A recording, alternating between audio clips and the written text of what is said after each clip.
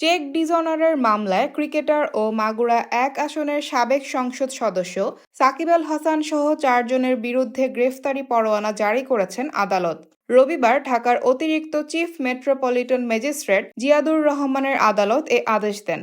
সাকিব ছাড়াও আরও ৩ জনের বিরুদ্ধে একই মামলায় গ্রেফতারি পরোয়ানা জারি করা হয়েছে। তারা হলেন অ্যাগ্রো ফার্মের ব্যবস্থাপনা পরিচালক গাজী শাহাগীর হোসাইন, পরিচালক ইমদাদুল হক ও মালাইকার বেগম। গত ১৫ ডিসেম্বর ঢাকার অতিরিক্ত চিফ মেট্রোপলিটন ম্যাজিস্ট্রেট মাহবুবুল হকের আদালতে আইএফআইসি ব্যাংকের পক্ষে সাহিবুর রহমান বাদী হয়ে এ মামলা করেন।